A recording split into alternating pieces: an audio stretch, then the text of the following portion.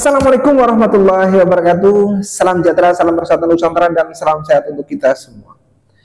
Orang yang pertama kali teriak-teriak PKI kepada setiap musuh-musuhnya atau orang-orang yang berseberangan dengan dia adalah Habib Rizik. Jadi setiap orang yang berseberangan itu pasti akan dituduh dengan kata-kata PKI, PKI, PKI, komunis, komunis, komunis. Dari dulu sampai sekarang jualannya tetap begitu. Dan hal itu diturunkan kepada para mukibul-mukibulnya. Ya, para mukibul-mukibul itu meniru gaya majikannya.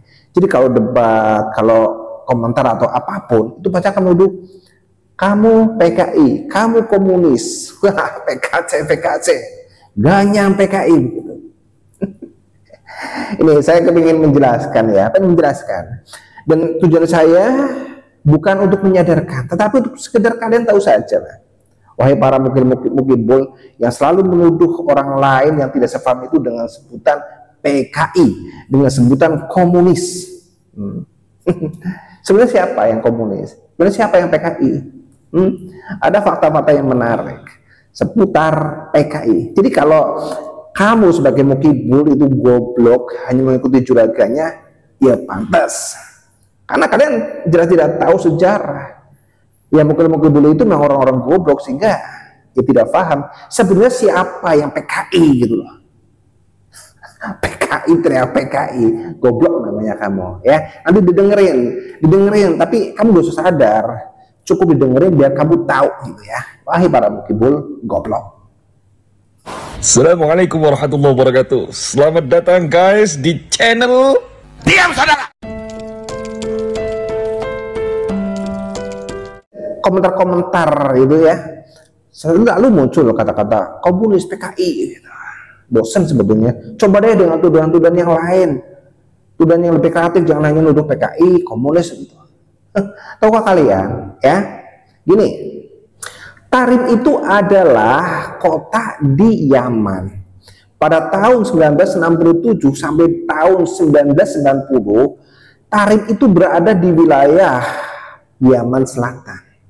Dan tahukah kalian, Yaman Selatan itu adalah satu-satunya negara di Jazirah Arab, ya di padang pasir sana, yang mengadopsi paham komunis. Dengerin, ya. Tarim berada di Yaman Selatan, dan Yaman Selatan itu negara satu-satunya negara yang mengadopsi paham komunis. Ya, paham? Dengar nggak? Iya, Yaman Selatan itu berfaham komunis ya.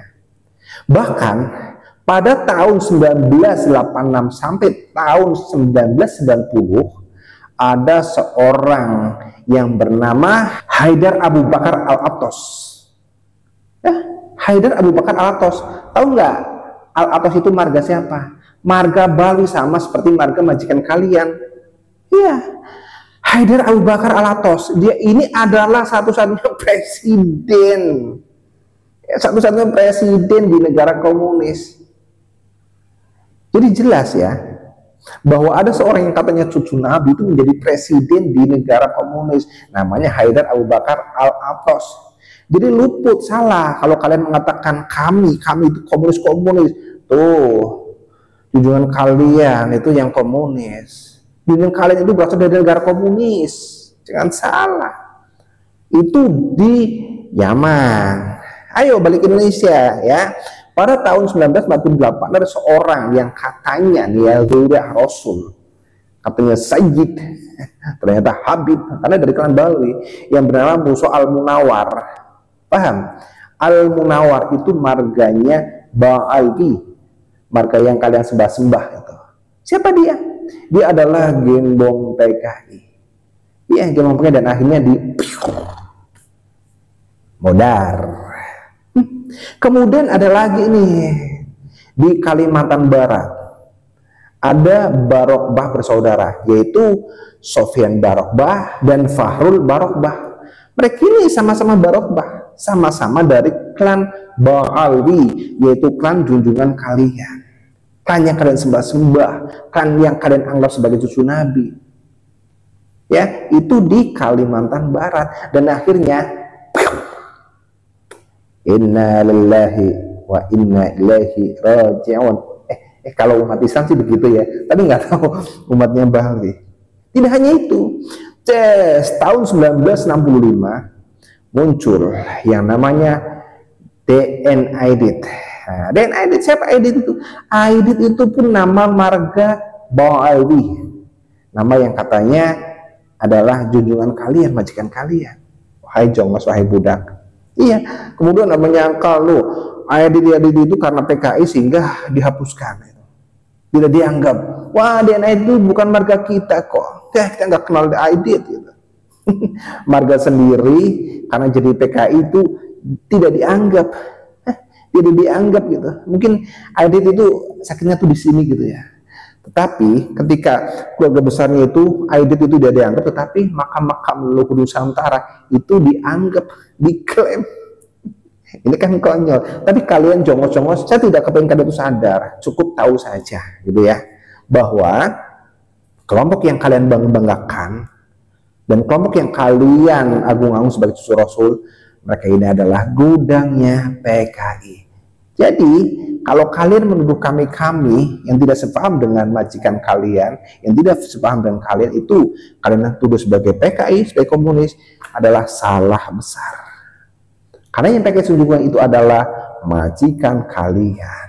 Dari mana? Ya harus dengan bukti, data otentik dong. Makanya kalau ngomong itu jangan asal tuduh. Ya, jadi kelompok, jadi orang, jadi jong itu jangan goblok-goblok amat. Iya, jadi harus dengan data. Kalau yang tadi yang di Yaman Selatan, ya tentu dengan data.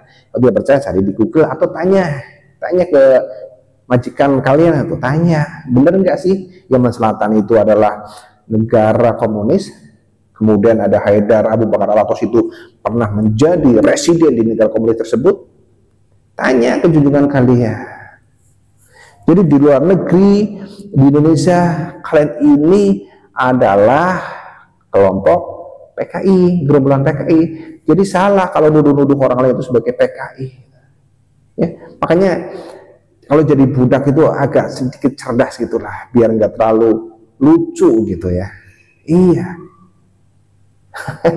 Nih kalau dilihat nih komentar itu ya, ganyang PKI, ganyang komunis. Ya kalau berbicara Cina itu ya, Cina ya monggo.